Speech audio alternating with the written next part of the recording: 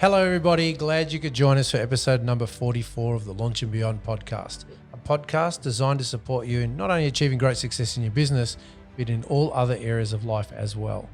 Since we started our podcast, we've regularly fielded questions from our listeners asking us about certain aspects of the process, what we've learned along the way, and quite often specific questions about some of the topics we've recorded. And we're so grateful to you all for reaching out from all corners of the globe with messages of support to let us know you're applying some of the tools and principles we've been sharing on the podcast, and to let us know the impact it's having in both your business and personal life. So thank you. In this week's episode titled Our Listeners' Questions, we share some of the most common questions we've been asked about our podcasts and what we've learned so far. We hope you enjoy it. So Adam, this is going to be a different type of a podcast episode that we've had before. It's really about reflecting and consolidating on the podcast so far. We've had some great support along the way, and really it was about bringing a lot of the questions that we've had from all our listeners and dedicating a podcast episode to it. Now we've had a bit of a break. We've walked up the road, had to a cafe close by. So we've come back in a really high-spirited state. So sugar highs. Where this could go, who knows? But I'm really looking forward to this episode. Anything you want to share before we get started in our podcast episode? Jim had the ice cream. I actually did. All right, mate, talk about throwing me under the bus. We went to a local cafe and... Jim's underselling this. It's like, oh, there's this new place that's open around the road, down the road, and maybe we'll try it. Just doing my little bit to support the local economy. The locals. And then we get there and there's this big posters plastered all over the front of it saying that these were the winners of the Plate of Origin for 2020. So like this massive TV show that's been everywhere, especially with lockdown. You've got nothing else to do but watch these TV shows. And it's like, oh, it's just this local cafe. We walk in, and the ladies were lovely, and they went on to Jim and they're like, what do you want? Yeah. I was just going to basically just order something very simple. And they went, listen, you need ice cream with that. I said, listen, I don't normally have it.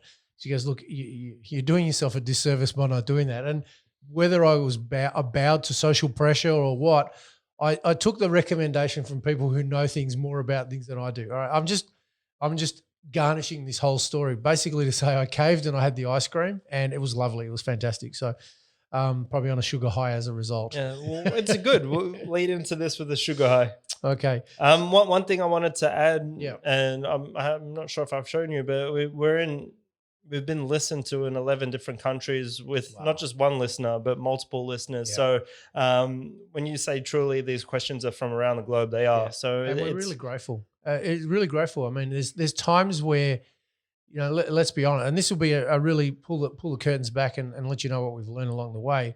There are times where it's been hard work, and there are times where, you know, we've made a commitment to each other. There's about a whole lot of other things we could be doing, but it is a commitment we've made to ourselves and to also to the people who are listening, and being so mindful and grateful that, you know, I talked to someone the other day and they said, listen, I've listened to every one of the podcasts that you've listened to, and that's humbling. That's absolutely humbling. And so for me, that's honoring them by honoring the time that they're putting into listening and hearing the impact and the ripple effect that it's having in their world and life is just like, you know, in our previous podcast, we talked about contribution and how fulfilling is that to know that what we're doing as an expression of something we love doing is having the ripple effect, which is what we desired from the outset. So it's really great.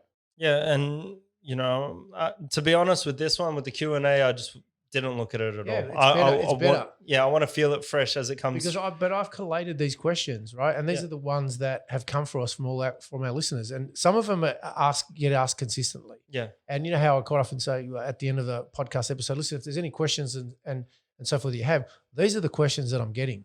And not just one time, but multiple times. So I thought, let's package them up and let's dedicate a podcast episode to that, to share that learning so that everybody will benefit from some of these questions. Some of them are crackers. Yeah. And a lot of them are, I've collected these ones, and perhaps we'll have another one about different kind of questions, but I kind of tried to categorize them according to the themes that are coming.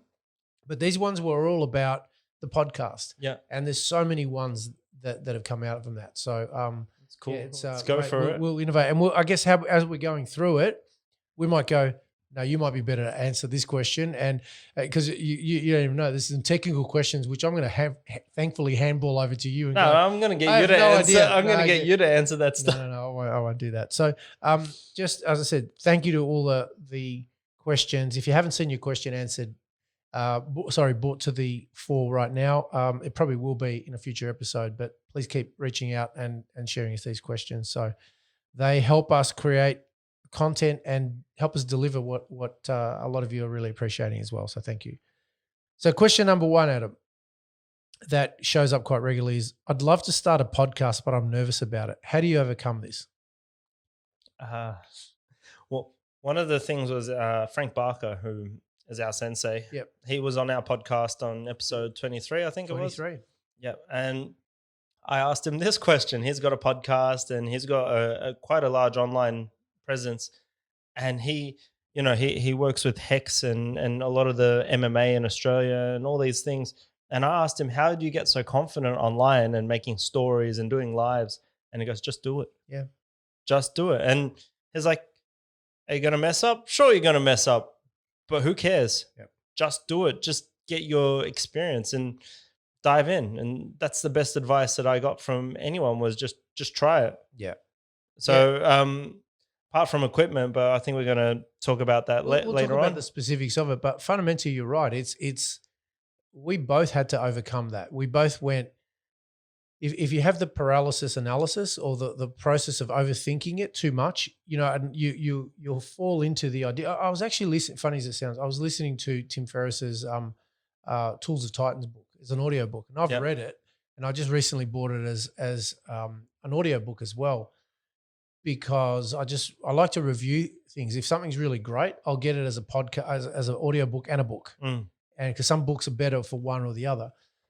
And I was listening to him, and Tim Ferriss has got one of the biggest podcasts in the world, and he was talking about exactly the same thing. When he started, he just started with the idea that I'm only just going to do 6 episodes, and if I like the process, I'll do it. And he just started with a phone and some pretty basic equipment, but that got momentum. You had to get out of your way. You had to start that process.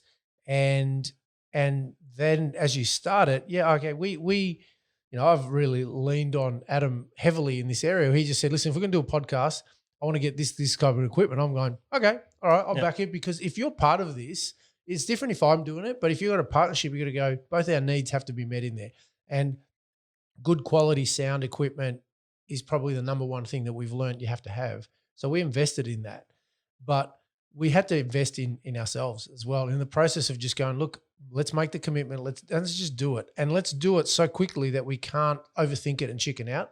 Let's just make a date and let's just go. And that's really how we went about it. Yeah, I think I landed back from Dubai, and the next week we got the equipment and we were in recording our first episode. Yeah, so I think if you wait too long, and this is my advice to everybody, is look, let's be honest. Our first episode, like everybody's, you're feeling your way out, way around. You're just trying to work out the timing, and particularly with us as well, just getting the dynamics right with us, when we're going to get into it, by nature, we're going to overtalk each other, right? This is the way it is. But every now and then, we've gotten better at that, right? But initially, you're clumsy. And then we went through a period where we had to ring in by phone. And then because of lockdown, we could. And so, but we worked through that.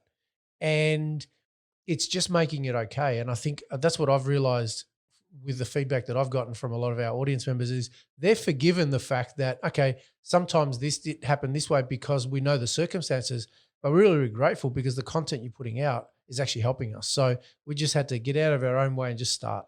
Yeah, well, I listened to the Ed Milet show, and I love the guy. I love his podcast, but the audio quality sometimes is just so bad that I just stopped listening. And from personal experience listening to podcasts, I'm like, if I don't have clear audio, I know I get lost. Yeah.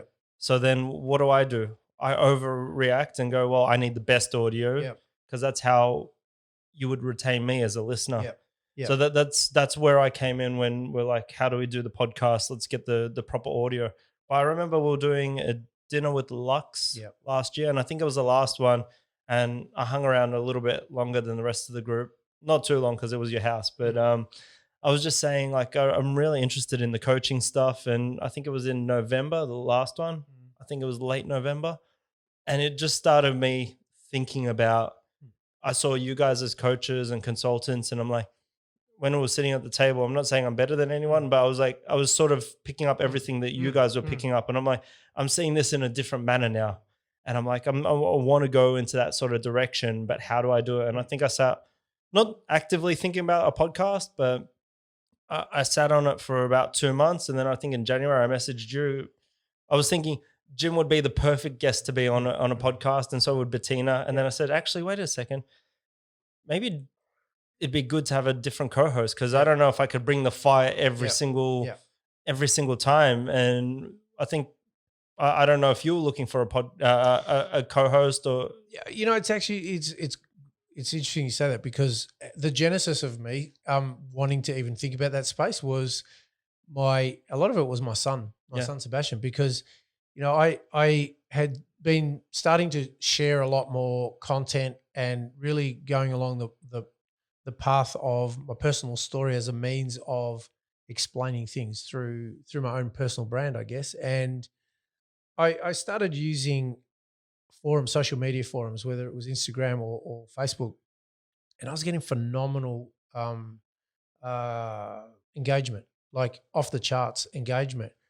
And my son Sebastian, who's really articulate in that space, who's got a very strong brand around that, said, these forums are good, but they're not really allowing you to engage at the highest level. So he my son Sebastian, we were just talking about, he's very black and white. He's short, hit me with it. He's very loves Twitter, attention span. He's like straight into detail. And he says, look, the way that you will have bigger impact is through longer form of story. So if you have an opportunity to expand on what you're talking about, he goes, and he's talking to me, he's like, listen, Dad, don't get into boring story mode. And I think he was right, because a lot of the times I'm better suited, I think, to being able to tease out a point, expand a point, see some themes, link it up. I guess that's what I've done. And so, but I realized, so I thought, okay, maybe a podcast is the right way to go. And so when you reached out, I look at this and went, okay, so there's enough contrast, there's enough similarities and contrasts between us that would mean that, okay, we're not always going to agree on everything, and that's okay, but we'll bounce off that. And I benefit from the idea that I surround myself around people who, I'll be honest, I don't hang around. I've got a core group of friends who are in their 50s who are like my wolf pack, right? But I actually make it a point to seek out people who are younger, because there's elements of comfort that creep into my demographic and age group, and I don't want to do that. So in looking for a co-host, it had to be someone who was younger, who was, I guess, hungrier, who was like open and like at a different phase of their career. So that's when you came in, I went, okay, well, that's a great compliment. We'll bounce off each other. If it doesn't work out, then we'll fight each other. So there was all these, you know what I mean? So yeah there has to be a dynamic, and you don't have to be so similar that you're going to agree it's yes people, but there has to be a cohesiveness about the communication, and also just the different phases that brings perspective. So I know even people who have listened to us and have come in and spoken about it, said, I love it. They go, you can tell there's different world experiences that you've had, but you bring it together in a way that it's the young and old, that kind of thing, which is a good dynamic that works out. yeah, definitely. And last year during your Lux dinners, you were talking about you trying to work with groups of entrepreneurs, Yeah. and I was sitting there silently in the background going, maybe I'm one of the entrepreneurs that Yeah. he'll work with." So Yeah. I knew that you were sort of like leaning towards that market, Yeah. and that's where I'm starting to feel more comfortable. I'm not comfortable yet, but I'm Mm. starting to get there. And I think the more that we talk about the topics and the more I have to think in depth about it, the more I feel like I know more. Yeah. Yeah. And as you said, like that's where you start to come into your own, and you're like, you overcome that Yeah. fear that I'm not a voice of entrepreneurial Yeah. or entrepreneurship. Yeah. And Adam, I guess the way that it's played out this way is, that's right. Look, that's what I do, right? That's what I do for um, people that I work with all the time, right? Is I help tease out as a coach and consultant. That's what I'm doing, right? And I've said it to you many times. I think a lot of people see themselves in you in a lot of ways, purely because they go, "Hey, I can relate to that." So through the process of me asking questions, for the process of me like I'm just like the part that I play is, okay, I'll bring a discussion point. I'll go, listen, this is coming up for all my coaching clients right now. Let's talk about it. And you'll bring a perspective in there. And I think, and this is what the feedback that I've gotten is, a lot of people will go, hey, I'm on that journey. I can relate to what Adam's talking about. And that's how it's wanted to be. Like as a coach, you don't have every answer, but you help people find their own question. You help people find their own answers. So through the process of that. So that's really what the podcast is doing, is teasing all that out. And some people have said to me, you just go off on tangents sometimes, and Jim just reins you back in. I have to rein it in, because that's the part of, like, stay between the lines, right? But that's exactly. And I can very easily go into the top paddock as well too. But it's a case of just going, let's bring it back in so we deliver on some outcomes. Yeah, I'm just so excited. I'm just like, oh, this point and this point and this point, and you're like, no, we're talking about a completely different thing. You missed the mark. Yeah, so it's like, but that's it. So that's really about that. So I guess the takeaway for that would be, you know what, everybody's nervous. Everybody's going to suck at the start. Just basically be prepared to be lousy. And is what I would say, is be okay with it and take the learnings from every iteration and episode and experience and refine it, improve it. And as you get better, and I was always told that your bare minimum, you've got to get to 100 episodes, because by then, and we've been fortunate because we've hit these metrics, not being, we weren't a celebrity who started a podcast. We were two guys in Melbourne who ended up being locked down, who started a podcast, and we're getting international coverage, and we're really grateful for it. But we were prepared to get in there and do that and take the learnings each and every time and refine it, and hopefully getting better and better at it. So that's really what it was about. Yeah, and just to add to the point is, if you are nervous, depends on what your topic is, but if you can find someone that you bounce off, it helps with that nerves, because sometimes you might be nervous and talking and straying off, and that other person might be able to either pick up that point that you're talking about, or they might course correct you. Yeah. And then you don't feel so nervous. You start bouncing off of each other. And I think we've started learning how to do that really well. Cool. All right. So question number 2 is, and I might take this one, Adam. It's what type of equipment? I'm only joking. What type of equipment do you use for recording? I will actually hand pass over. You got it right in front of you there. Why don't you just read it out, right? Why don't you just give it's someone just right there. look around our setup and just give our listeners a bit of an overview of what recording we use, what lighting we use, cameras, that kind of stuff that may help them. Yeah, so and roughly a budget as well. Yeah. So initially when we started, podcasts are audio. Yeah. So we went with the best audio for money value that I thought. And it was $1,700. We got 4 microphones, 4 microphone stands, which gave us the ability that we can do in person 4 people podcasts. So 2 guests interviewed. We haven't had the opportunity with lockdowns, but we have the capabilities. Yep. But we're using a Rode, the Podcaster Pro, I believe. And Rode is an Aussie brand. So, it was just a 2-for-1. Like, we got an Aussie brand, one of the best audios, one of the easiest machines, because it's got an inbuilt compressor and computer. So you can change your voice as it's coming through the microphone. We have a sound pad that I'm just going to play one thing just to demonstrate. So you can put your music in there if you want, or you've got laughs if you want to use any of that. So I think this is the best. And what's really funny is In-House uses it, and they're professionals. Yeah, and what's actually interesting, John, who works there, he's an ambassador for Rode. Yeah. So it was absolutely fantastic. We had this microphone at home just the other day. We did this series of content creation. We were recording on last Sunday, and we went in there, and my wife Bettina's going, John, hey, John, listen, we've got this mic at home. Can you work around? Do you know how to work this? He goes, I know how to work this. I'm the ambassador. I'm the guy. I'm the guy. And he just set it all up for us really, really quickly and fast. So that's right. We've invested in higher quality recording equipment purely and simply because the number one bugbear, as the guys at In-House said, that annoys people when they're listening to podcasts is audio. Yeah. And that's it. And it's a super simple thing. It either records, and I know this is getting a bit more technical, but if people want to start a podcast, this records in stereo, which means it publishes your podcast, or it records in waves, so you can isolate different sounds, different microphones. If you want to remove a cough from one microphone, you can do that, and it just gives you more ability to play. You can hook it up to your phone, your laptop.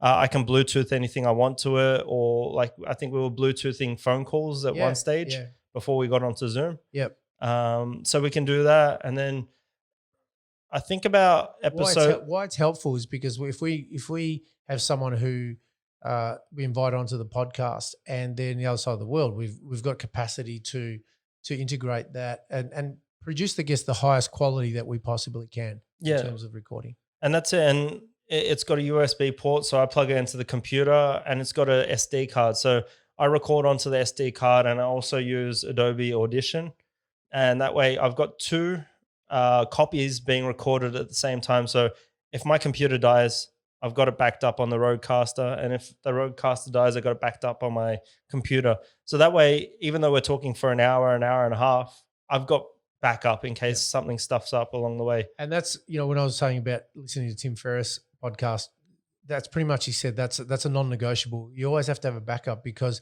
especially if you have interviews with people that it's such a rare, you can't afford to stuff it up. So you'll have double and triples. Yeah. You want to make sure that's how it happens. Even we've got video recording, and that has audio. It's terrible audio, but I'm sure I could clean it up if I can't get anything else happening. Okay. No, that's great. And in terms of cameras and lights? Yeah. So being in food production, I had some light boxes, and I think the kit was $500. It's LED dimmables. They're fan cooled. There's some light, like actual diffusers that sit on them, and it's a white light. So you can see in the video, if you watch it, it's a really bright light. It takes away a lot of the shadows from the room. So you can see behind, if you've got the frames, there's no shadows coming off of that. You don't need much for lights, to be honest. I shoot one up to the ceiling, and I shoot one just behind both of us so that we're not casting a shadow either too far behind. So it looks nice and easy. And the cameras that I'm using are Canon's M50s. They're your passion projects, let's be honest. Yeah, to be fair, they're mirrorless cameras, which are still quite new. And I just got a kit lens on there, but they record in 4K if we want it, if you want to see my face in 4K. So you don't really need the cameras, right? No. Is from a podcast, basically, we have leverage off the fact that you're using these for other avenues as well. And this is so you wouldn't need the cameras. Yes, you can have them if you want them, but there's so many podcasts out there that record on Zoom and it's sufficient, right, for them. But you've invested in additional technology, which is not necessary for most people to get started. Yeah. But why we've gone down that route, and we didn't start off that way, is we started off with GoPros. It was a GoPro, that's right. And so just what we were finding our way. That was like podcast 13 or 14. So we started without it, and then we went to GoPro, and then we went, okay, listen, how about we incorporate more technology in there? And so from that process, we then started recording the whole podcast. We upload it.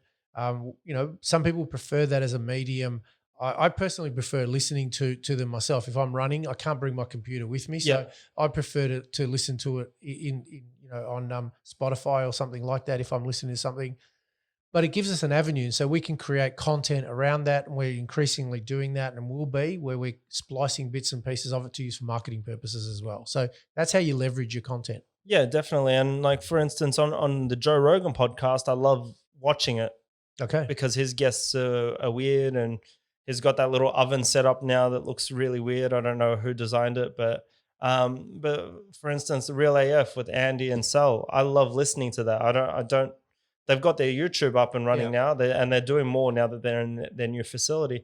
But I don't necessarily sit there and watch it. Whereas I love listening to it because the passion comes through in the voice. Whereas Joe Rogan's a 3.5 hour podcast. Sometimes it gets really monotone and boring. So it's more interesting to watch it because you can pick up other things and you get stimulated. So really, all up, let's take the camera equipment off because that's not really necessary. All up, probably $2,500 is what we've invested. The Rodecaster is $1,700 with the 4 mics, and then my subscription to Adobe is $80 a month, but I use that for work as well. But I do Audition, which is the audio, and Premiere for video. If you're looking at what video, that's saying is we went pretty good quality for $2,000. Yeah. And split between two of us. That's how we made that work. But you don't have to do that. But if you wanted to understand what sound quality we're getting and why, that's pretty much what we've done. So sub $2,000, you can, probably $1,000, you could do that with different types of equipment, etc. So it just gives people costing. Yeah, some people go with a different format and they're happy with 2 microphones and they record off that, and that could be $600. Okay, great. And the reason we went with the high quality was just because we wanted to make sure we could have guests. Yep. And you know what? We could have bought 2 microphones with the same roadcaster and it would have been, I don't know, $1,300 or $1,400. But we said we want guests in, we want the ability to have good quality.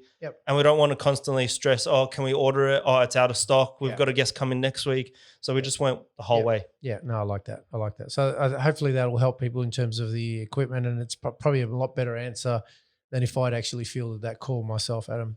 Okay, so question number 3, and this one gets asked quite regularly, is how often do you record, and how long is your weekly commitment to producing a podcast? So I guess I'll answer the first part of that and say we record every week. Today is actually an unusual one, and we're actually recording 2 podcasts. And part of it is to ensure that, Adam's got a big event next week. And so we made sure that we doubled up on recording a second podcast today to ensure that we have continuity of content. So that's the commitment we've made. So every week is pretty much the way we create it. Sometimes, particularly through lockdown, we did that more during the week because we had a lot more flexibility, pardon me, in our week, and we did it by Zoom, and it was a lot less follow-up. But we're currently recording on a Saturday, and it works around both our work and makes that happen. In terms of the weekly commitment, Adam, do you want to start? Do you want to mention how long roughly it takes in terms of what you do, and then I'll add what I do as well? Yeah, well, firstly, we made the commitment to produce and upload a podcast every Monday, one every Monday. So initially we started off with a bank of 10 episodes, but as we researched, Apple or iTunes likes to have knowledge that you're going to have multiple podcasts because they don't want to upload something that's going to be taken down in 2 weeks. Like they've probably done it a million times and they want something that's got a bit of base to it. So we uploaded 10 straight off. So we went back down to 0 in the bank. Now we've got 3 podcasts in the bank, I think.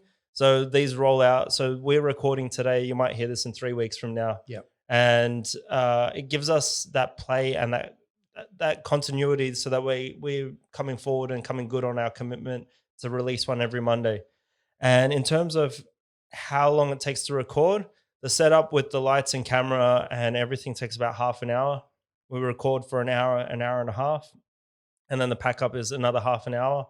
And then when I get back to editing, it depends how we do it. When we first were going, we'd like to edit it a lot because we didn't have the practice. We didn't know how to talk. If we were coughing, we didn't know how to mute the buttons or stop it just for a slice. When we were making mistakes, we were talking over each other. So there wasn't that like little break. So it's easy to edit. So editing for audio was taking up to an hour. And that's because I was, again, trying to learn the systems. And that's an hour of pure editing, not including the upload times and download times of saving the files because they can get pretty big as well. So all up, it was taking me an hour. Now I document the times that we make a mistake or something. So editing can take 10 minutes. Now I understand how to fade music, add it in, change the levels, isolate stuff, add effects, compressor, noise reductions, bump proof, all this other stuff. I understand it. So it's really a few clicks. I'm becoming a professional, if you want to use that word. And then if I'm doing the visual, that takes me up to 7 or 8 hours because we want to get the same audio that I've used here on the podcast. And then I have to overlap it over the video, make sure everything's coming together so our voices come across the same speed as our lips are moving because we don't want to have, that dubbed movie. 1970s martial arts movie. Yeah, that's it. We don't want to have that effect because, that loses viewers as well. So it takes about 7 or 8 hours to do video, audio, plus the 2.5 hours of setup and recording. Okay. So it's about 10 hours. That's yours. So when I look at it from my point of view as well, Same sort of thing, the 2 hours of the recording. What one of the roles that I also have is particularly in terms of we had a good understanding from the start of like what are going to be your strengths, what are you going to bring to it, and we both agreed that the technical side of it was not going to be mine. So Adam took that one because of the experience that I have, both being a coach, but then also working in this space. I can see themes that show up. So I guess a lot of the background to the topics is what I'm doing. And interestingly, that quite often involves some research. I need to check things out, fact check, make sure I get the sources right, because that's one of the things I want to make sure that if we're going to quote someone, we're getting the context of it correct. So that can take for me, anywhere from 2 to 4 hours per episode as well, and closer to 4 pretty much. And then sometimes you can be in the zone and you just can't get the themes and linking the dots up. So there's been times where it's taken double that. And then one other part that I will do is I'll as a quality control thing, I'll listen through the podcast as well to make sure that we've edited it correctly. And if we haven't, there's something that I'll send a message to Adam and say, hey, Adam, we just need to double check this area. At this point, we just do a little bit of a clip. So that's done, and prepare the show notes. So for me, it's probably about that 10 hours as well. Yeah. So between us, there's 20 hours that's dedicated to this podcast episode. Now, 10 hours each. Most people go, why the hell are you doing that? Right. And we don't have ads in our podcast. So the quickest and easiest way to subsidize a lot of that is through ads. And we've been deliberate about that as a process. The spillover benefits to us are that we get greater exposure, and that's definitely happening in our world. And so that's the part of it that's happening. So we are now as a podcast realizing, okay, this process, what can we streamline? We've got some momentum. We can see what we do well in our own wheelhouse. Where do we need to outsource? So the next level of our podcast is outsourcing elements of production particularly, but then also for us trying to leverage what we do to simplify that process. So still honor the weekly commitment, but find ways that we can simplify that. But that would be roughly the commitment we have. And if you're doing this by yourself, it's all well and good to think, okay, you just rock up and record. And there's people who do it a lot differently, and we could do it simpler. It's not the perfectionist part of it. It's just the part of us that goes, hey, we're delivering content. Let's make sure that we deliver something that we're both proud of, but then also the production, let's ensure that we don't piss people off by virtue of our, as you said, poor sound quality, that even if it is good content, they don't want to listen. Yeah, I just rock up and record. I don't know about you. I do the post. I do post. You do pre. I do post. The moment I hit Saturday afternoon, I'm in chill mode, right? Because I'll go, right, I've done it. Yeah. And then, but it's interesting because sometimes, I spend the week, there'd be times where I'm in a creative zone, and you'll notice that, because I'll jam your inbox. I've gone, and you're going, holy smoke, man, that's like the next month of ideas that you've come through. But I do that. And it happens if I'm in a creative zone, I'll have the next 2, 3, 4, 5 podcasts in a row, and I've got a capture system. So I've got to find out, I go, all right, I don't go, right, today I'm going to talk about this. No, I get the inspiration for it. I look for dots that link up, and I map it, and I capture that idea, and then I expand the idea as I go along. Yeah. So that's pretty much my process of doing that. Well, one of the good things about working with Jim is he's not averse to technology, and I'm not saying that in a disrespectful way, but you are an older person, and some people don't know how to use technology because it's not their go-to in their industry and their field, which is fair enough. But we use Google Drive, and we can instantly update and edit the documents. So like Jim might send me something 3 weeks in advance, but he could constantly be editing or updating, and it's always moving. It's always fluid. So at least we've both got a base and a track of everything that's happening, and we both know where we're sitting. Yeah. Yeah. And you do. And like you said about technology, like that's not my default or go-to. So what I've realized is part of the, like the strategic benefit of working with you, Adam, is that you've got a lot more understanding of the mechanics of how that works. So I leverage what I want to say by virtue of the fact that you've got a capture system that allows us to do that. Now, if we had 2 people like me who had no understanding of technology, a lot tougher, right? So that's where the collaboration of both in there. And so technically speaking, yeah, people who are younger, they're going to have a better understanding of technology than people in my category, age category and vintage, except for my lovely wife, Bettina, who like institutes technology. So if my ideas run so fast, the biggest challenge I've had is capture systems. Yeah. And once I get tech capture systems and ways of scaling and leveraging that, then I'm off to the races. Yeah, well, you've also touched on something just before that just reminded me now that we don't run ads or anything, and that means that we are more hands-on. Yeah. But it's the same as every apprenticeship, Yep. every business when you start off. You want to know your whole processes before you hand it off to someone. And the reason why that's good as well is if I go and hand this off to someone and the sound quality is not the same, I'm like, did you use the noise canceling? Did you use a deverb, or have you used this or that? And they might turn up and go, oh no, we just edited it out. The black marks that you put there. And I go, well, the sound quality is not the same. Can you do this, this, and this? And then we can upskill it or polish up that episode to sound exactly the same, so it is consistent. So what we're doing, being more hands-on at the moment, it's like an apprenticeship. We're just learning how the process works. Look, up until the point, and as our podcast develops and grows and has a bigger impact, that's right. We'll bring on board different skill sets, and that will leverage and allow us to keep that process going. But in the process, that's right. We've had to learn it from ground up to understand what that was like. So, okay. So question number, what are we, 4? Well, actually, I had number 4, which how much does it cost to get started? But we already answered that. So we've jumped 4 and we've gone to 5. Well, I'll add in a few little things if that helps. So this is officially number 4. Yeah, this is number 4. How much does it cost to get started? So we've talked about the Rodecaster and all that. So it's about $2,000. And then if you want a website, which you need. Of course, I forgot about that. Yeah, so thanks for bringing that up. Yeah, that's right. Anyway, so you got the website, you register your domain, then you got hosting for the year. So domains anywhere between $20 and $70, depends on 1 year, 3 years, whatever you do. And then you got your hosting that you do.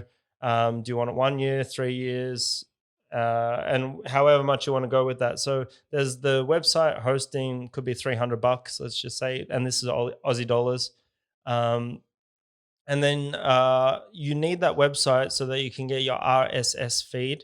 And then that feed is like a link that you put into iTunes or Spotify. And that way, when you upload onto your website, it directly uploads onto Spotify. So you don't have to constantly keep putting stuff onto Spotify. It goes onto your website and automatically goes through to wherever you put your RSS feed. So I bought a podcast theme as well for our website, and that was about another $70. But that allowed us to have a podcast player on our website, and you can listen on the website. We can track statistics on the website, and then it goes off to Spotify, iTunes, and we that's track how we know. And that's how we know about our readership, our listenership, where people are coming from, the demographics. So we it's really helpful for us to actually have those statistics because we know, who's listening. Yep. And we know that the demographic, the gender breakdown, we know the age categories, we know all those things. So consequently, we go, okay, well, if I was a 28-year-old male or a 26-year-old female who seems to be within that subcategory of what would we want to find out about? What would we want to know? And so it's important we speak to them. Yeah, and we're still pretty much on that 50-50 break. Some weeks is like the past week, it was way more females than males. Right. I think it was 75% to 25%. Right. So, but we're in that 20 to 35 age group area. So we are staying pretty true to the client, the ideal client that we've outlined when we were talking about this podcast.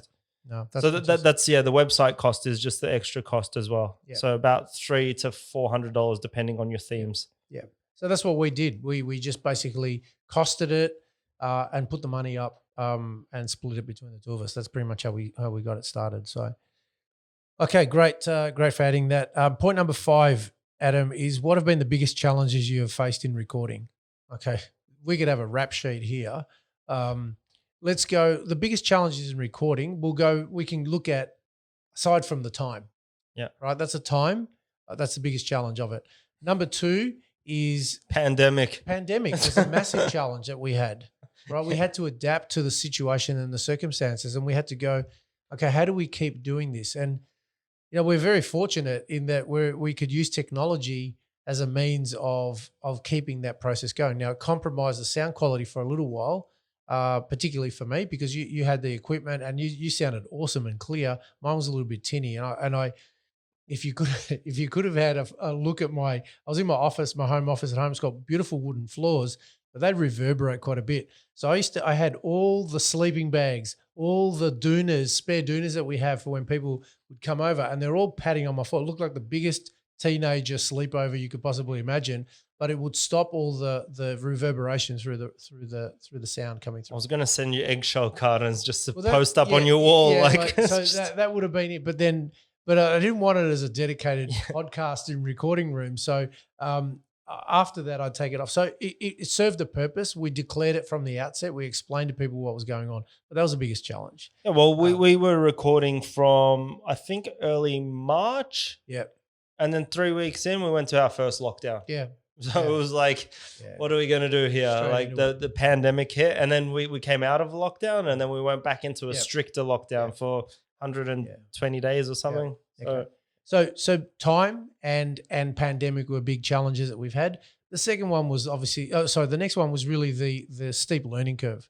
It's a new area for both of us. We haven't had a podcast before, and there's things that we do within our own wheelhouse, but bringing them to get the understanding of podcasting, understanding everything about. Remember, you were like, "Hey, I've just found out about iTunes. They've got these rules and these rules." So you had to have industry specific understanding and knowledge. So there was an upskilling in terms of the requirements and the process of going about that, which you largely did, which I'm really, really grateful for. But that took a lot of research as well to ensure that. And we kind of reverse engineered it when we said, okay, where do we want to go? We want to have podcasts on YouTube. We want to have this. So in order to do that, and you did all the research to find out what was involved. So they were the specific ones. And on a week-to-week level, there have been technical issues that we've had. Adam, do you want to speak about some of those challenges that we faced? Well, talking about the startup of it, like I think it's a 3,000 pixel by 3,000 pixel image was needed for iTunes for them to have the podcast. So then I went and developed a really terrible logo for the podcast, and my sister's now fiance, he's a graphic designer. So he came in and was like, no, let's do gradients like this. Let's put this in. Let's add depth to it. And he came in and fixed it for me, which was awesome. So thanks, Marcel. But then again, I've never built a website, and he pointed me in a couple of directions, but he's a busy guy at the same time. So I pretty much built a website without any knowledge of how to do it. And then how to organize an RSS feed. There was one feed, but it was just a generic feed. So we made it more user-friendly, and he helped me do that as well. And, all of those little things that, all right, there's YouTube videos, but there's hours upon hours of content. And I just wanted to condense it as quickly as possible. So it was very fortunate I had a designer, a graphic and web designer who understood some of this to help me out. And we got through it. And so there was a lot of time behind the scenes of how to upload it. I use also an app called Buffer for social media. And social media does drop off every so often. And it covers in the next question. We are so busy. Some weeks I lay out 2 or 3 posts, and other weeks is like just that episode launch post. And it's just because sometimes I just can't get to it. And, it's not that I take this for granted. It's just, there's other things that come through, and then there's just not enough time in the week. And, it is what it is. And I'm not making an excuse. It's just, time is a factor. Yeah, look, it is. And so we have to balance that out with that. And we realized pretty soon that the way that the current format that things are operating in is not sustainable long term, because we both have got a lot of other projects that we're working on, but we are committed to this one. So in order for this to be going forward, we will be. And I guess as we invest more into the podcast, then that will show up in that way. We'll be able to leverage that outside of our own personal exertion. But really, it was as much an incubation period where we were starting the process true to the spirit of entrepreneurship, where it was very much basically just starting from with nothing except for some good quality sound equipment, getting into it. So we've largely done that ourselves, but as we expand and grow, we'll be able to leverage that through getting help. Yeah, like for instance, we recorded a podcast. I forget whose it was. Maybe it was with Bettina, and it was over the amount. Like I think it was over 128 megabytes that I could upload onto the website. And I'm like, how do I change this? And I'm like stressing, and I'm like looking on websites. How do you compress your audio files? And then I like weeks later, I realized that in Audition, Adobe Audition, all you do is just change the sound quality Yeah. down a notch, and it almost cuts the size. And I'm like, Right. it's a click of a button. Yeah. And for me, it took me 3 hours to find the Yeah. right solution of how to do it, and that's just the trial and that goes you into only this. Remember, you only do that once, right? Yeah, you only do that once you learn that, you go, okay, well, I've learned that now. I'm okay with that. But it's been a process. It's been a process, and let's be honest, there will have been a lot of people who started a podcast that wouldn't have gotten to episode 44. So we're really grateful we stuck by it. Has it been an easy process? No. Has it involved a lot of investment of time, energy, effort, and money? Yes, it has. Do we regret it? No. But it's work. It's time, and we are seeing and we will see the impact of this as time's going on in terms of the influence and impact, but also the multiplier effect of what we're doing. And that we know that it has already done that. It opens up conversations and opportunities for us over and above that, because we were prepared to pay it forward first. We were prepared to invest in that and create content that people enjoyed. And as a result of that, that created preeminence and trust. And then people go, hey, I'd really like to talk to you about supporting me in one way. Okay, how do I reach out? So that's the ripple effect of how that's worked. That's being totally transparent. Yeah, definitely. And the question of busy, and we're sort of going in and out of. Let's link it all up. Let's go to point number 6, which was linking that up. So that was some of the challenges, and we've identified some of them were challenges of time, some of them was challenges of knowledge. The third one was challenges of basically, like you said, the busyness in terms of, the third part was the technicality. So, but then we go to question number 6 is, this comes up so much, like, you guys sound so busy. How do you find the time to fit everything in? So Adam, what would you answer to that? Yeah. So we ideally like to record on a Saturday morning, and sort of get it all done by 1 o'clock. Yeah. And then that way we've got the rest of the weekend to ourselves. If we choose to work more, we work more. That's the ideal. But like next week's my sister's wedding, so I can't record next week.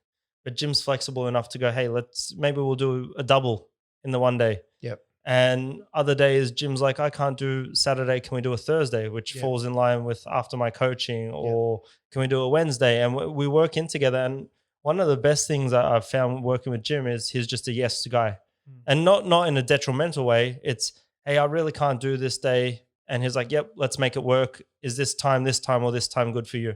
It's never, oh, well, I really can't do it this week. And he just shoves it to the side, and, then we lose a week of podcasts. He's a very, solution-based guy. So you give me 3 options if we ever have to change a date, and we work it out. Yeah. And most of the time, my time's a bit more flexible, because yours are contact hours. Like you're on coaching calls, you're at practice, or you're more one-on-one with people. Whereas me, I turn up to work, and if I'm in my office most of the day, I can go out. Sometimes I'm on the production floor, means I can't do anything. But my time's a bit more flexible than yours, so I'm happy to accommodate for you. And for me, look, the overarching thing that I would say is what gets scheduled gets done. Yeah. And effectively, so you're right in terms of, this is a priority. So the things that are a priority, I've come to that point of understanding that I have more than enough time for things that are important. And when you let that sink in, you realize that you actually have more than enough time to do the things that are really important to you, because I don't waste time doing things that aren't important to me. Right. And if recreation is important, funny enough, it's scheduled in my diary. So I go, right, so this afternoon, we've recorded second podcast today. I'll get home. I'm going to go for probably a couple of hour walk with my bride, and that's downtime. And that's actually scheduled in both our calendars, right? And so if I need rest time, I'll schedule it into my diary. I know it doesn't work for people but I can't get up and go, I can't be stuffed doing anything today, so I won't do anything. That can't happen in my world. Maybe that's too disciplined and too scheduled, but if I schedule in rest times, I find that my brain goes, hey, awesome, Thursday afternoon, you've got a block of relaxation time. Awesome. And I look forward to that. But the rest of the time, it means that I can operate at a high level because I know I've got downtime. Is like we were talking about in our previous podcast, where if you only just work and you don't block in periods of rest and relaxation, your body will subconsciously look for it, right? But if you scheduled it, it's amazing how it works. If you know that on Tuesday between 2 and 4, you can get there, you basically got time for you look forward to it. Yeah. And it's how many times at training people would say, when I've got training on a Friday, on a Tuesday, Thursday, and a Saturday at 6 o'clock, and 1 o'clock, I always manage to make it. But when I don't have those deadlines, I can't seem to find time for exercise. How is that possible? One of those examples that I always use is when you're a kid and you're growing up and you got your homework to do, and you're like, oh, I'm too tired to do my homework. But then your next door neighbor knocks on your door and go, hey, let's go to the park and kick the footy. Done. You're like, yep, I've got all the energy in the world. And you go there for 6 hours. But, the actual work part, you haven't allowed the time because you were too tired. And, and that's where you've got to prioritize some of these things. You do have the energy. You're just not prioritizing it in the right ways. So really in terms of just, I guess, to expand on that point is, look, you're right, Adam, I live by my diary, right? And what gets scheduled, and particularly now, I have I have blocks where I have appointment times, and particularly with especially both our coaching and also the financing that I do, I have Calendly, which I use, which people automatically book in. So I have to declare what my times are available for appointments. That's done by my PA. So I can't override the system. Is like I've got to declare what times I'm available for consultation for new clients, and they get automatically uploaded into my calendar. So I've got a shared calendar scenario. So unless I'm organized enough to do that, I can't have that done. I can't have things done at a whim. And yeah, sometimes that's the effect of you can't improvise or adapt in there. But it means that at like if we can't make it, then the first things that I will do, if you can't record on a particular time, I can come back to you and go, Adam, the times I have available are here, here, and here. Do they work for you? And that gives you a target. Because if we go, yeah, man, let's do it, and then we wait and I get back and forward, whatever, you go back and forth 55 times and you don't have a solution. So it means that the other thing is, if I know I've got a commitment to you and I'm working on a Thursday, we're recording on a Saturday and you can't make it Saturday, we've got to move it Thursday, I've got to adjust my timelines and my prep. So if we're preparing for a podcast episode, I've got to find 2 to 4 hours minimum earlier in the week. That's why it's the ripple effect. And I need to know in advance when we're doing what we're doing so I can plan accordingly. Yeah, and it's that mutual respect as well. Like I told you 2 weeks ago, or at least a week ago, that I couldn't make next week because of my sister's wedding. So I gave you almost 2 to 3 weeks leeway. And that helps. So that you go, and then you told me a date in December, which is like my 5 anniversary. It's my lovely bride's and my wedding anniversary. So that's a non-recording day. So and I don't want the wrath of Bettina coming on me. You want to mess with that as well. So, but it's honoring things that are really important to us and still honoring agreements. So it's what we're trying to say is it's possible, but you can't wing it. You can't just rock up and expect that everything's going to show up. It involves preparation. And if you're not prepared, that's when the holes show up. But if you're prepared and you're disciplined and you're scheduled, it'll astound you what you can basically turn out or what you can achieve. But yeah, for us to make it work and honor that, it's not through luck, it's through preparation, right? So I think we've more than truly covered that one. Just to go into it, so Jim has Moreland Chiropractics. He's got Lux and he's got Yeah, Proximity Capital, which Proximity. is our finance. It's actually our capital raising company and organisation. So he's got three businesses plus family life. yep. And I've got Adam's Bake Shop, AK Consulting, and working on this new gin brand or this new alcohol label, plus family. And, we do both have Fitness, three, health, look, all those kind of things. We do have three businesses each, and, and then the personal stuff, but we still make it work. So I don't think there's an excuse, but I can't speak for everyone. So the things that, that may help people to understand is you got to identify, and we might have touched on before, what are your big rocks? What are the really important things that are the most important to you? And that's what you fill your week with. So the key thing is to identify, and we would have covered it in previous podcasts, is what are the big rocks in your life? And by big rocks, it's like, what are the most important things to you? And when you fill your week up with the things that are most important to you, let's be honest, you're never going to have enough time to do everything that you want to do.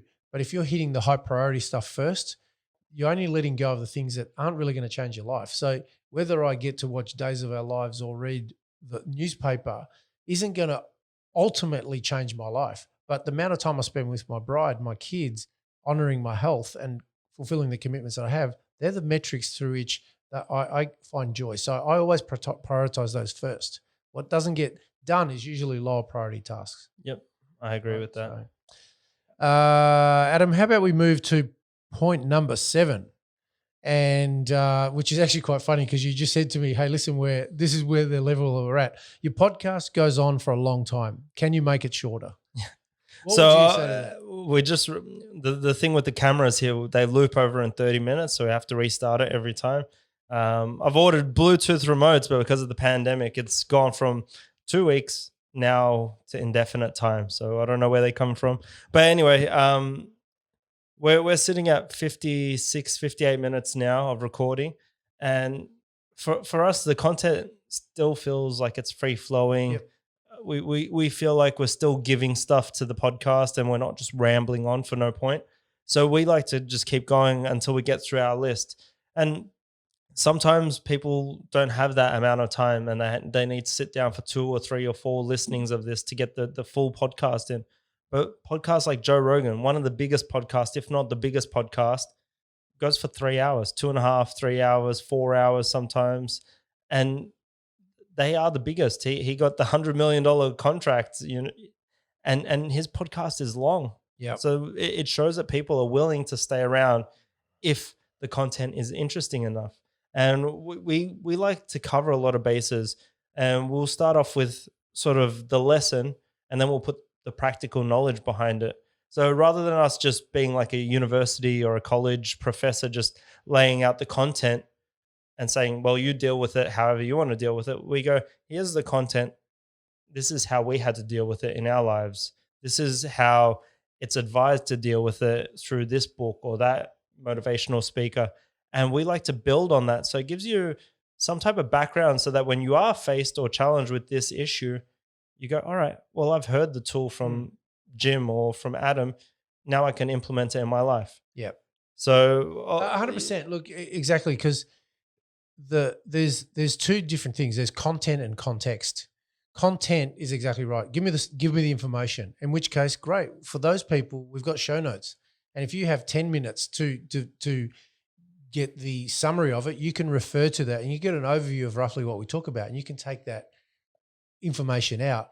The context, interestingly, this is the part that most people have said, the people who love the fact that we're not rushed and we don't rush it are the ones that they're akin to the ones that say, listen, buy me flowers first before you romance or jump into the deed, right? It's like, it's giving it explanation and context.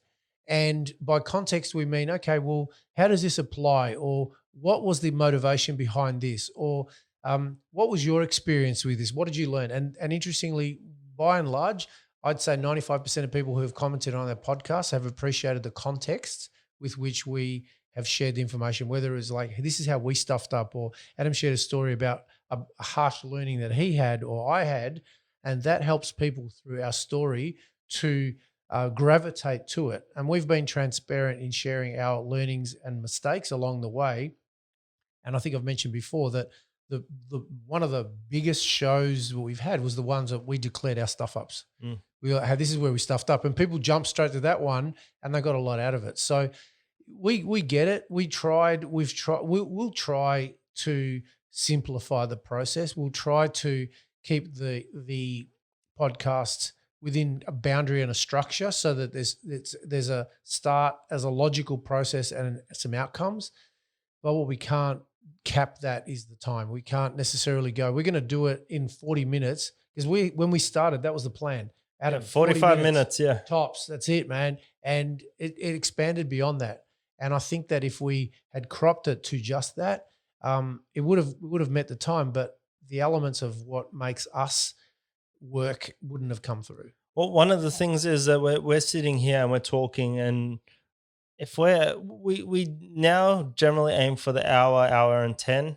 Sometimes it blows out to an hour and a half, but we're sitting here and we're going through the content, and sometimes the content's so good that we feel rushed if we're moving to the next point and the next point, and we haven't conveyed all the message that we need to say.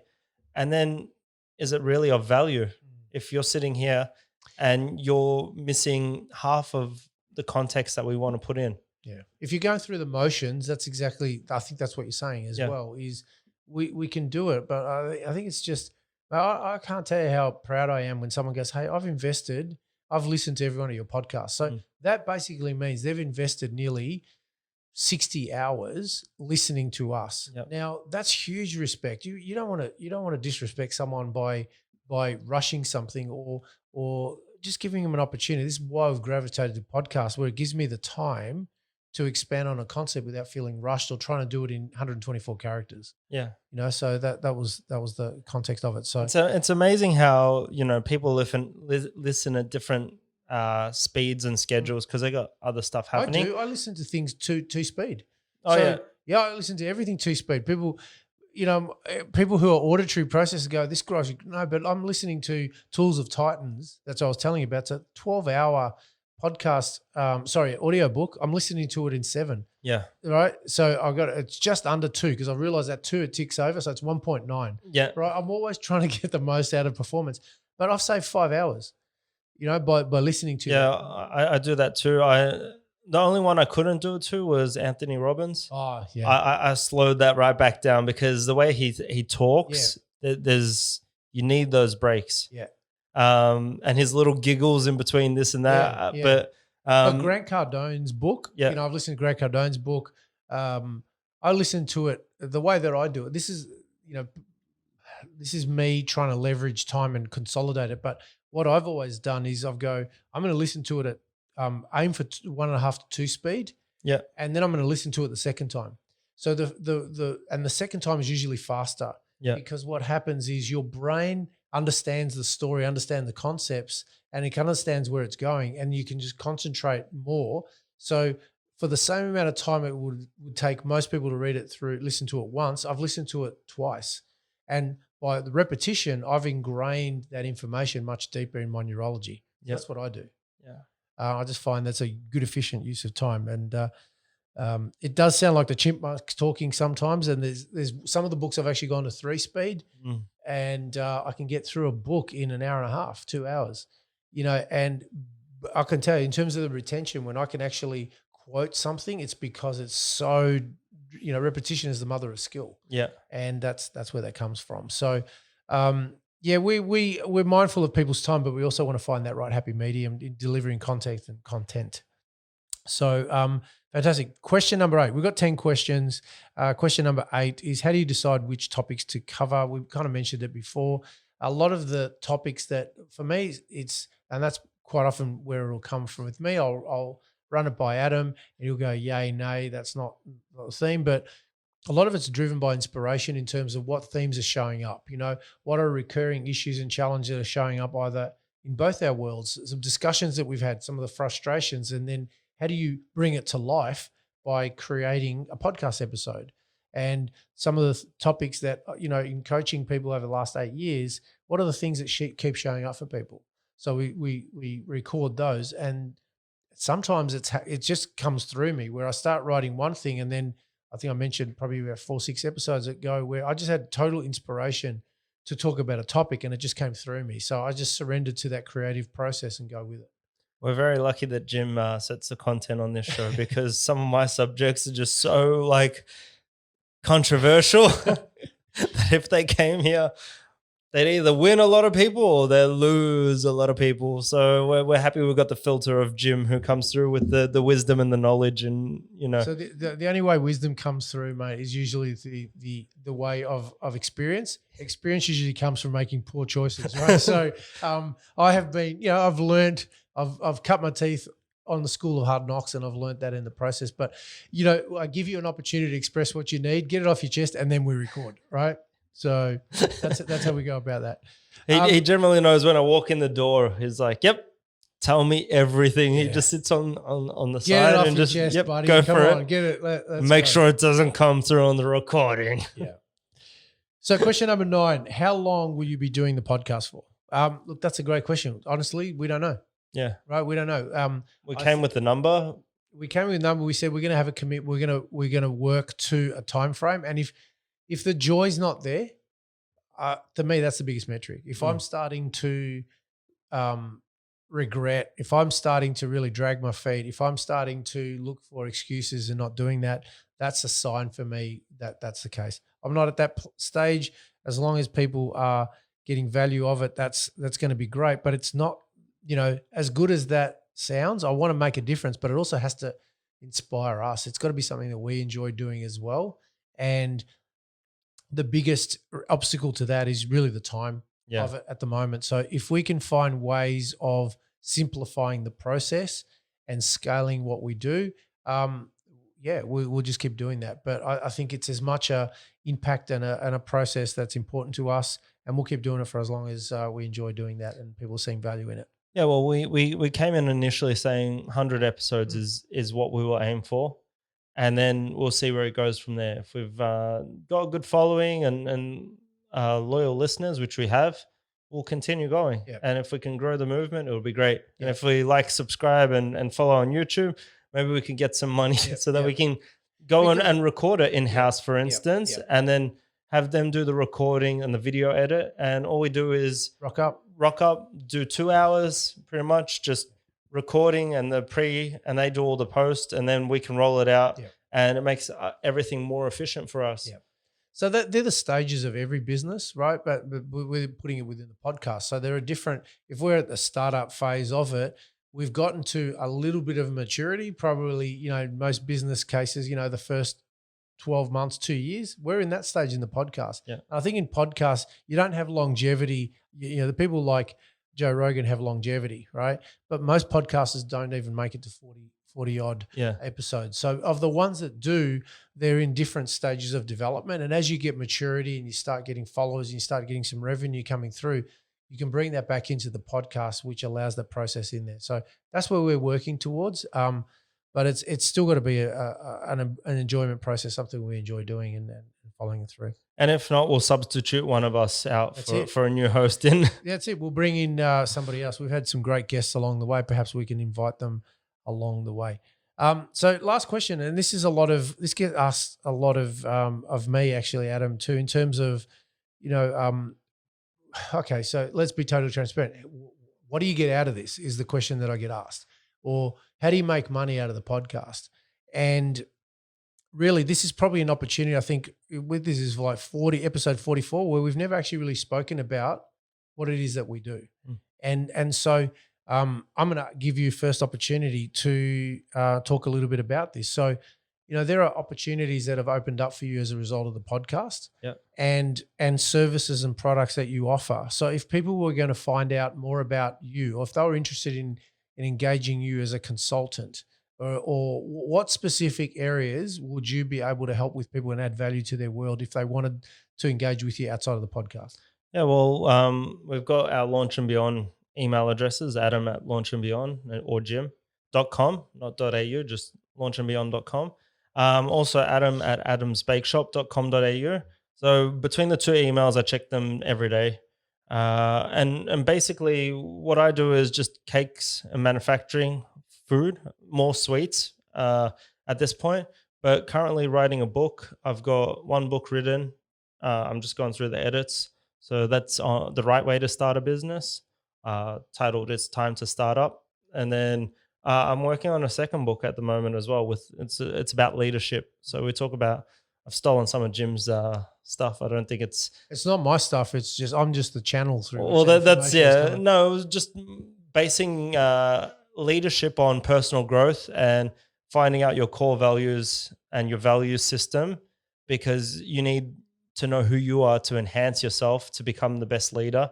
And then the second part of the book is leadership skills and principles and how you roll that out. So I'm working on two books at the moment.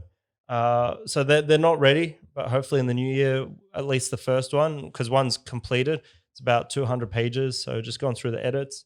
So that's my sort of stuff. And then I'm also looking to get into the market of coaching and doing some more courses to get certified and verified, and actually have content and the capabilities to come up and coach properly when someone has an issue that I haven't dealt with. Because it's all good to coach people in issues you've dealt with, but there's a whole lot of other stuff that's out there that I haven't even seen because I've never been exposed to it. Because I've been in my parents' business, and I've been in my uncle's business, and I've been in my business. And when there's other businesses out there that I've never even touched, um, I don't know how to coach people. I know most skills are transferable, but I still haven't got most skills down pat yet. So I want to do a bit more coaching, which involves more growth on my side. So I will get to coaching eventually, but right now it's focusing on the books and my business. Okay. And what about the consultancy work that you do? You've mentioned Oh you yeah. mentioned that quite often during the podcast, and I've got asked that about you as well. Oh, yeah. What type of consultancy work does Adam do? Well, I do hospitality consulting mostly. I have done business consulting, but hospitality is product development, menu development, presentations at trade shows, presentations in front of key clients. Like hospitality is obviously McDonald's, KFC, Pizza Hut, Domino's, globally. So I've been Dubai, Hong Kong, South Korea, around Australia. I've cooked in Germany, Turkey, France. I've cooked Vanuatu, Fiji. So I've cooked a fair part around the world, and everything's paid for, expenses, my time, all that stuff. So I guess I do that sort of stuff. But at the same time, I do a whole business for hospitality consulting. So I can write your menus. I can tell you where to buy the best coffee machines. I can tell you where to buy the best stainless steel tables. I can show you how to train your staff, what's the best point of sale systems, how do you build your structures to scale it, how do you take your one business and scale it to 10 businesses, sites, and do you want to stay national, do you want to go international? So I do that sort of consulting as well. Right. Yeah. Awesome. So that gives people an overview of what it is that you're working on, because that gets asked regularly, and I figured let's bring it into the podcast as well. So that's all cool. So I guess from my point of view too, in terms of, look, I do have a presence within healthcare. That's not really where the majority of the work, particularly within the podcast that I'm working in, is in the coaching and mentoring consulting phase. Really, that's pretty the biggest changeover process. And you mentioned, Adam, our organization Lux. So we started coaching and consulting with healthcare practitioners about 9 years ago. And what we realized is a lot of these skills and tools that we were talking about were transferable to other areas. And so my wife, Bettina, and I launched Lux Consulting, which is an organization based on principle-based coaching. So we have got our accreditation. I'll definitely direct you to some phenomenal courses. There's some pretty ordinary ones out there, but some fantastic ones that to support and help you out. And that was part of the reason why there was a gel in there as well too. You mentioned to me earlier on, we worked together, and you said, "I'd want to go there." And I went, "Great, awesome. Let me show you the way." So I'm always encourage that process in there as well. But so that's what we do, and between us, we focus on. We've got more of a premium type of a program and product. We're not the right fit for everybody, and so a lot of people who come to us, we realize we're not going to do our best work in that area. So we'll refer them happily to somebody else. But so we do our one-on-one coaching, but we run a lot of group coaching organizations. We're launching a whole bunch of those now. Some of them are entry-level programs that we run. And so they'd be amenable to a lot of people who may perhaps starting their journey in personal growth and development. So it's a 6-week program that we're running.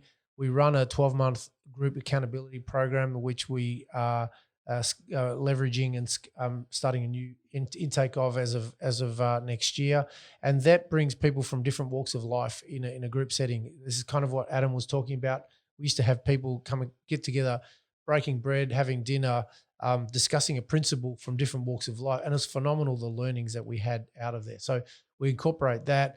We also run a lot of online programs for people in personal growth and space. And we run a retreat, which is a 3.5-day immersion program where we have a live-in process. People, it's all fully catered and organized, but we have 3.5 days of immersion work.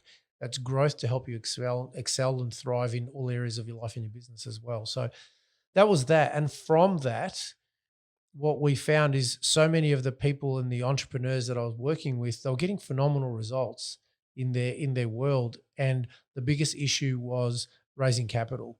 So after, for the last 5 years, I've been doing this indirectly. It's amazing how that happens anyway. And I ended up formalizing it where I'd be sending people off to financiers and go, listen, go and talk to this person, this person, this person. And because either they couldn't communicate their vision strongly enough or they weren't able to understand what was going on as well, there was a gap. So what I did is I formalized my financial commercial broking license and have gotten a license to be able to help people facilitate that process. So now the entrepreneurs that I work with go and raise capital. We send them off and become a conduit for helping them raise money to fulfill their vision. So that's the third avenue. It's kind of like the expansion or the financing arm of Lux Consulting. Yeah. And that's really the case in there. I get asked that all the time. I haven't been deceptive. We've in passing mentioned that, and it wasn't deceptive. It was just like, it never came up that, like I'd expand on that. But because it kept on coming up again and again and again, people would say, look, tell us what the hell you're doing.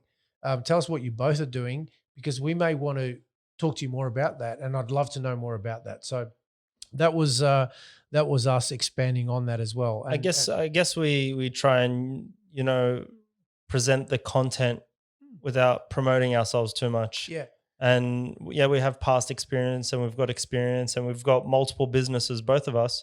But we don't always have to harp on that. Yep. For long-time listeners, they'll get sick of hearing us say every episode, Yep. oh, but this is what we do and that's what we do. And if we take example from Andy Frizella on his podcast, he had the MFCEO. I remember, I think I listened to like 8 episodes before I knew he even owned a company called First Form. Yeah. And he was very conscious not to promote his product. Yeah, and I think we have as well, because there's a lot of podcasts that I listen to which are advertorials basically, and nothing wrong with that, because that's the business model that they're working on. And could we do that more? I know a lot of people that have listened to our podcast go, listen, you're not talking about your products and services anywhere near enough. And it was like, well, it was never an intention. People who want to work with us will seek us out. Yeah. I'll work it out, and I get it. But I've got asked this so many times that I figured, okay, if I answer it once, I'll keep referencing it, but it'll give people a context of what it is that we're working on. So, and you should see our connect at launchandbeyond.com, our email. We do have about 7 or 8 different advertisers customers who want us to advertise on the podcast, and we've made the option to not do that because we don't want to cheapen the brand for that. Because firstly, if we don't use the product and we don't believe in the product, why would we promote it just for a quick buck? Sure, all right. But I prefer to have a better engagement with people rather than using a cheap product just to finance ourselves. Yeah. So I guess that's probably the first time that we've probably done that in an entirety, and hopefully that'll answer the question for people out there. And if any of what we've covered resonates with you in some way, shape or form, and you want to reach out and find out more about it, we'll give you some links or we'll connect to us. But we'd love to be able to support people and help them the next stage and growth in there. You may engage Adam to help you set up a podcast in terms of the consulting part of it, the lighting, the stuff that he's learnt in this process would be really well suited to someone who wants to begin their journey and wants to condense that learning through the trial and error phase and consult with him to find out every step that you can take. And that's going to save you time, energy, effort, and money. Yeah, So happy to do all of that stuff as well. cool. So Adam, this has been another great podcast episode, different type of a format, but it hopefully will answer some of the questions that people have had about our podcast, what it's taken to get to here, what it continues to take, and where we're going and moving forward. So thank you once again for your transparency and honesty. And I just want to thank all our listeners for submitting those questions. Please keep them coming. If you want to engage in the forum, public forum, that'd be great as well. So officially, thank you once again for joining us on our podcast. It is a reminder that you can connect with us on Instagram, Facebook, and our extended Launch and Beyond community on these channels. Please post any questions or comments you have about the podcast or anything you'd like to know or support with. Quite often, as we've said before, thoughts and ideas that you have may be sort of the same ones that everybody else has. And we've just brought them all together today and made a podcast episode about that. Finally, if you're enjoying the podcast and finding value in it, we'd be very grateful if you go over iTunes and leave us a review. This will allow us to reach more people and have a bigger impact on our community and by extension the world. So for me, thank you very much. Have a great day. Look forward to catching up with you next time. Bye-bye. Thanks, guys. We really appreciate it. Love you. Bye.